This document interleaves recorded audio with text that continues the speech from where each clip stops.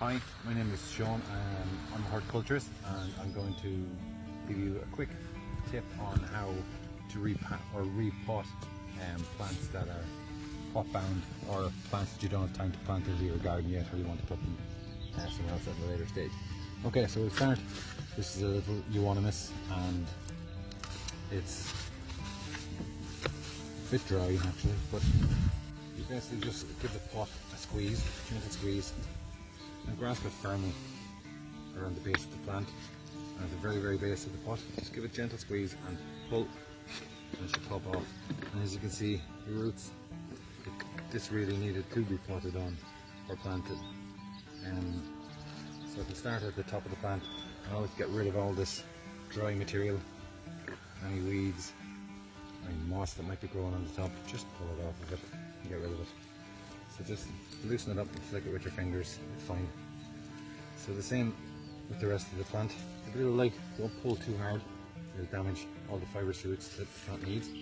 Just gently tease them out, because it'll make it settle a lot quicker.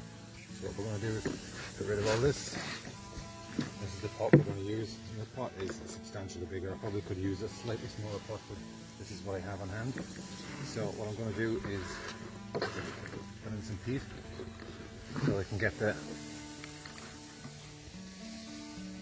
top part of the plant just level with the edges, or maybe just a half an inch below, which is pretty much where I'm at right now. And instead, I don't like to, a lot of people get it in and they just pack. I don't like that because it breaks the roots and damages the roots. So I'm going to show you a quick way.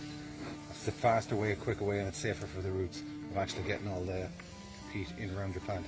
So just keep the bottom of your plant in, just rock it slightly to one side, turn it, rock it back to the other side, put in plenty, don't be worried about it, put in loads.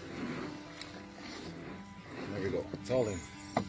So what we do now is you grasp the pot with your fingers and your thumbs, keep your fingers on the inside, and just push down with your fingers against the inside, like so in the residue, like this, sliding down on the inside of the pot. It's constantly going round and round and round, pushing it down. A little wiggle, that's it. Right round, absolutely perfect. That's it. The plant is now secure in the pot. Don't risk damaging the roots because we didn't push the peat in. We basically just compressed it slowly from the sides. And that's it. That's one done. So I'm going to do it again with this rhododendron. So same again. This is actually come out really easy. You can see now this one's badly kind of root bound. There's another pot. It's the very same pot. Same thing again. This one has bark mulch and a small few weeds on the top. So just take the weeds and stuff off. Just break it up a small bit. And again, this one's the same. It's very wet. This one's still got fibrous roots on it. So I'll tell you what, I'm going to leave this one as it is. So just put in your peat. Again, trying to get the top of the plant level or a half an inch below the top of the pot. So that's it. That's it there. That's fine. So what we do is get the peat, just rock it over. Other side, plenty in around.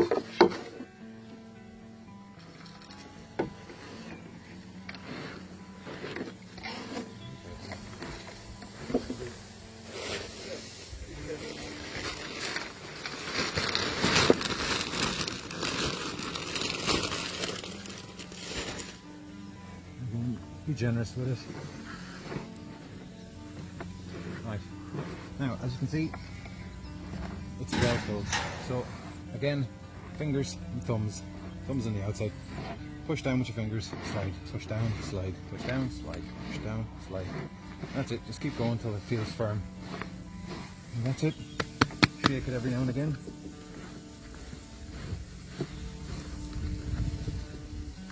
And that's it. It's probably a little bit high on the inside, but just tease it out with your fingers.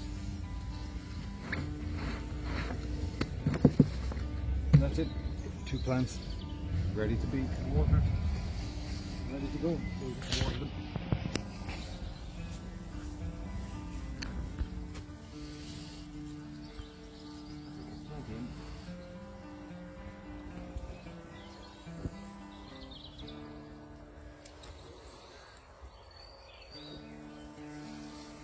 That's it, good to go. Okay, so we've got a number of different seeds. As you can see here, they're all different sizes. We've got cucumbers, courgettes, beans, peas and basil. And because of all the different sizes, we're going to need different methods to sow them. For the likes of the bigger peas, the peas and the beans, I'm going to use these cells because they're perfect. They're plenty size, get good root depth in them, and it's great for potting back into the garden. For the smaller ones like the courgettes and maybe or the cucumbers and the courgettes, maybe I'll use a cell tray or just a normal tray and just plant them into that in rows, and I can break them up and plant them somewhere else. Very same with the basil. I'm going to probably mix it with a small bit of sand and broadcast it into the tray, and then carefully separate them and plant them from one into the next as they grow. Okay, so imagine that this is the pea we want to plant, or the seed that we want to plant. We just have to make sure that it's down roughly 3 times the length of itself, or the diameter of itself. And the handiest way to mark it, your little dibbler, in this case I'm going to use my marker to poke holes instead of using my finger. So I'm just going to mark it roughly just with a pencil, and that's pretty much it. I will just insert this into the soil down to this mark, and that'll be it. It'll be at the correct depth. Okay. So I'm just going to fill the cell tray, just put plenty on it, don't be shy, just throw it on and get it a little bit firm in it. Don't pack it in too tight, but get it a little bit firm on it. And just get it level on the top. That's that one done. And very same for the tray, just put plenty in, lob it in, and just firm it down, just get it level across the top. And I have a little small kind of like a packer, just to give it a little small bit of compaction, because if it's too light and you don't compact it properly, you're going to end up with air spaces and you're going to end up with root rot. So that's pretty much that one done. You don't pack it too tight, and that's it. You can do the same with this on the reverse, just by getting it a little bit firmer. Don't compress it too much. It's a bit too rough there. Okay, that's it.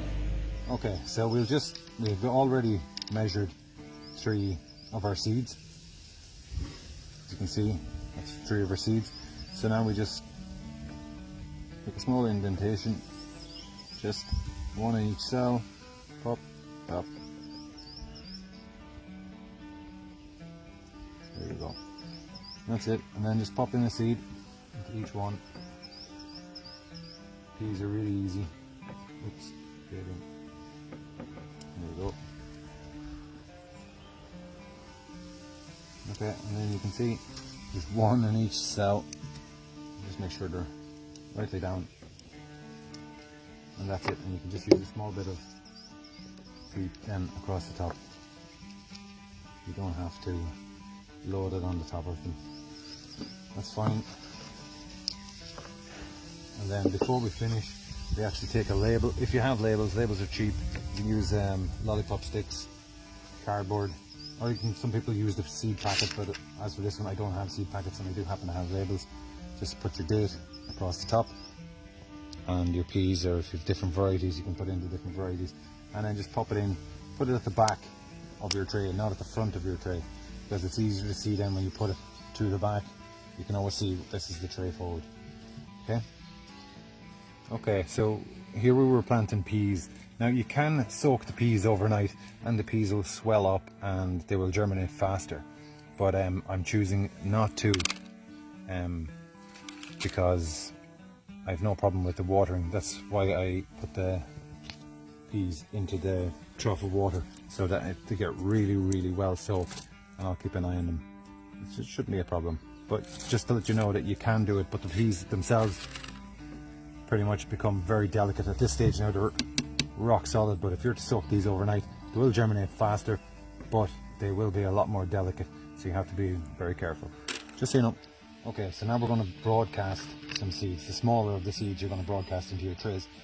Sometimes people like to use sand and mix their seeds into the sand because it's easier for them to handle it, and then to broadcast all of it across the seed tray itself.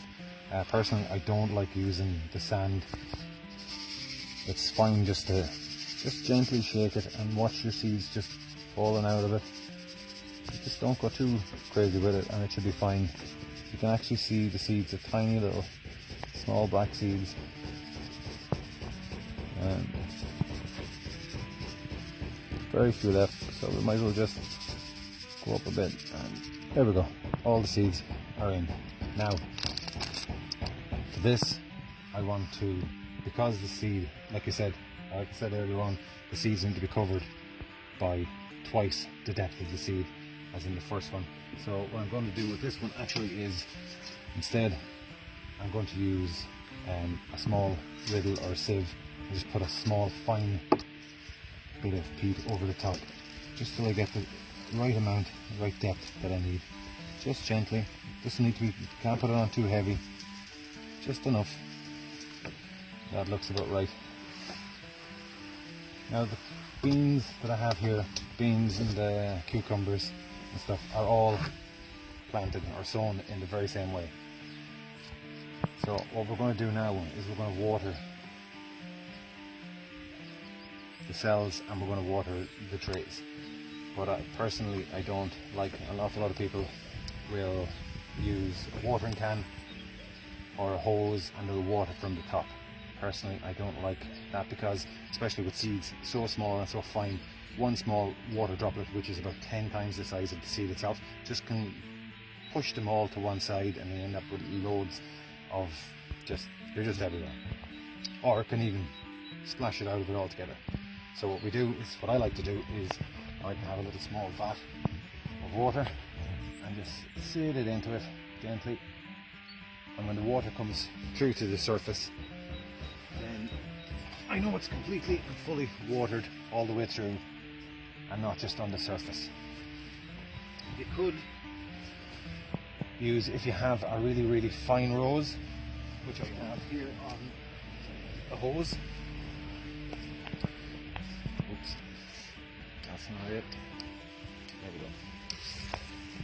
It's a really soft rose, and if I was to water this way,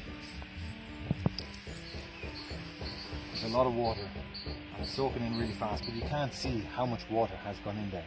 Plus it can also damage it. But if you reverse the rose, it's a lot softer, so that's safe enough to do it that way. Again, you can't see how much water has gone into the tray, so we'll come back in a second and we'll just see when the water has come to the top and the peat has gone dark, we know it's fully wet. So when you've left them there for a few minutes, you can leave them off if you want, if you don't want them dripping everywhere, but you can feel a significant weight difference. You know it is completely saturated, which is what you want. So for the likes of the cells, I'm not going to cover them. I don't need to cover them. They're fine. They'll be just fine as they are in the glass house. But for the likes of these, I don't want to be watering all the time for these ones, the smaller tray, or the trays with the smaller seeds in it. So to prevent the moisture from evaporating too fast, you can get lids like this, okay, and you can pop it onto it and that'll help keep the moisture in it. But if you don't have lids, you can just use some newspaper and just put the newspaper over it, let it go down there, and then just tuck it around on it, and that'll also prevent, it'll start to get damp, but what it'll do is it'll prevent any excess moisture from leaving it, so you won't have to try and water it as often. And again, when you want to check to see if they need water, you'll see it on the top, it should look dry, but the good way to do it is to pick it up and you can feel how heavy it is. Again, if it needs more water, you don't need to overwater. If you overwater, you just cause problems, you end up killing the seeds. But it's a good way to test. So it's fine until you can see the first little seedlings start to pop up, and then you can start to softly water them.